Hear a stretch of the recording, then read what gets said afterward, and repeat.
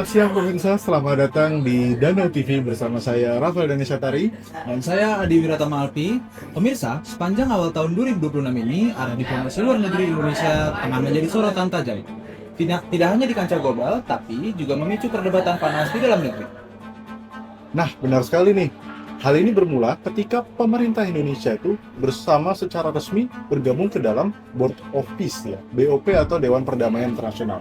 Ini merupakan langkah yang diklaim oleh Bapak Presiden kita ya, Bapak Prabowo sebagai langkah diplomasi yang proaktif dan juga efektif untuk menjaga perdamaian dunia.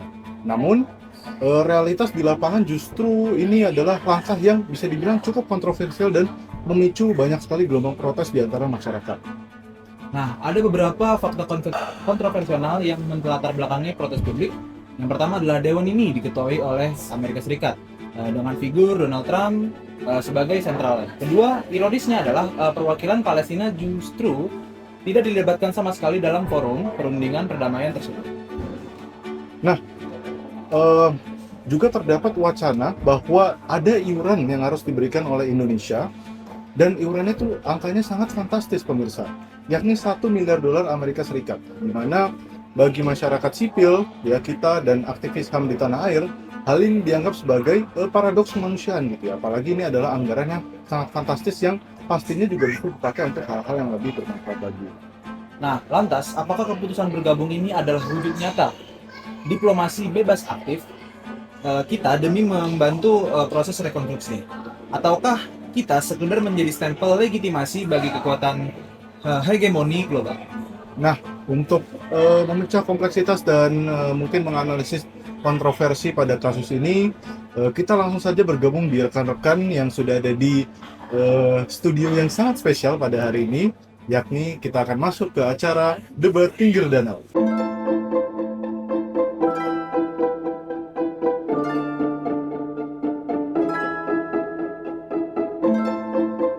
Selamat sore pemirsa, selamat datang di Dialog Tepi Danau bersama saya Amira Faiza. Di awal 2026 ini, Indonesia diketahui telah resmi bergabung dengan Board of Peace. Dewan ini diketuai oleh Donald Trump. Nah, isu ini memicu kontroversi tajam di dalam negeri. Publik juga ikut menyoroti terkait wacana iuran keanggotaan permanen yang nilainya luar biasa fantastis. Ironisnya, perwakilan Palestina justru malah absen di meja perundingan Dewan Perdamaian tersebut. Nah, untuk mendiskusikan terkait isu tersebut, pada sore hari ini kami telah mengundang 4 narasumber yang kompeten di bidangnya. Langsung saja kita sambut Bapak Koman selaku aktivis HAM. Selamat sore Bapak. Selamat sore. Dan juga Ibu Zaskia selaku tokoh agama. Ayo, selamat sore Ibu. Bapak Falsyah selaku perwakilan dari pemerintahan. Selamat sore. Selamat datang Bapak. Dan yang terakhir ada Ibu Kinaira selaku pengamat hubungan internasional. Selamat datang Ibu, selamat sore.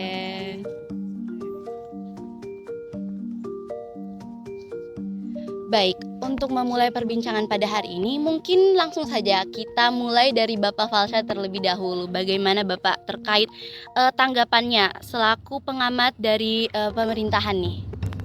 Jadi, sebenarnya tujuan pemerintah sendiri untuk bergabung ke dalam BOP ini adalah untuk melaksanakan amanat dari undang-undang, yaitu melaksanakan politik bebas dan aktif. Di mana Indonesia, seperti yang kita ketahui dari zaman-zaman awal kemerdekaan, telah ikut memperjuangkan kemerdekaan dari negara-negara yang belum merdeka melalui konferensi Asia Afrika dan segala macamnya. Dan itu menjadi teladan bagi kita pada saat ini, dan akhirnya kami coba untuk wujudkan kembali kejayaan Indonesia di masa tersebut melalui Board of Peace pada saat ini untuk mendukung kemerdekaan dari Palestina, seperti itu. Oke, mungkin tadi kita sudah sedikit mendengar nih tanggapan dari Bapak Falsyah sendiri. Mungkin langsung kita lempar ke Bapak Komang. Kalau tanggapan dari Bapak Komang sendiri gimana nih Pak? Kalau misalnya menurut dari saya sendiri, kalau misalnya kita bilang bergabung ke BOP itu merupakan upaya dari bangsa Indonesia untuk membuat Palestina merdeka, itu kita berada di jalan yang salah. Kenapa? Karena panitia penyusun BOP sendiri itu merupakan negara-negara yang justru malah menjajah Palestina. Siapa? Israel dan Amerika, antek-antek asing. Dan ironisnya, dana yang dipakai untuk bergabung BOP itu dana yang fantastis, 1,6 miliar dolar kalau nggak salah. Dan itu bisa kita pakai untuk membuat sekolah, untuk MBG, atau untuk pembangunan negara di bidang yang lain. Tapi malah pemerintah pakai untuk bergabung dengan BOP, yang dimana itu bertentangan dengan Undang-Undang Dasar 1945, di mana kita ini tidak mentolerir adanya penjajahan bangsa sama sekali di dunia ini. Oke, kalau dari pendapat Bapak Komang sendiri tadi itu berarti Bapak ini ada di sisi yang kurang setuju ya, atau kontra dengan adanya wacana bahwa iuran yang dikeluarkan oleh Indonesia itu menjadi sangat fantastis. Tapi mungkin kita tahan dulu sebentar, karena sekarang karena kita sudah mendengar argumen dari sisi moral dan juga lapangan yang sudah sangat jelas. Sekarang saya mau lempar dulu ke pengamat HI, Ibu Kinaira sendiri, bagaimana tanggapannya untuk menengahi isu yang sedang terjadi saat ini? Kalau melihat ini secara akademis, Board of Peace memang dipahami sebagai instrumen hegemoni global. Forum seperti ini seringkali dirancang oleh negara besar untuk mengontrol narasi perdamaian sesuai kepentingan mereka. Namun kita juga harus objektif. Pemerintah memang perlu dikritik, terutama terkait transparansi posisi tawar Indonesia di dalam forum tersebut. Tetapi di sisi lain, kita juga harus memahami bahwa diplomasi internasional tidak selalu ideal dan seringkali berada di wilayah abu-abu. Yang menarik di sini adalah peran masyarakat. Yang pertama ada tekanan publik. Melalui demonstrasi, donasi maupun boikot justru menjadi kekuatan penting dalam diplomasi modern. Suara masyarakat adalah senjata bagi pemerintah di meja perundingan. Dan saya ingin menutup dengan satu poin penting, yaitu tanpa tekanan dari dalam negeri, delegasi Indonesia di Board of Peace tidak akan punya cukup gigi untuk menekan pihak asing.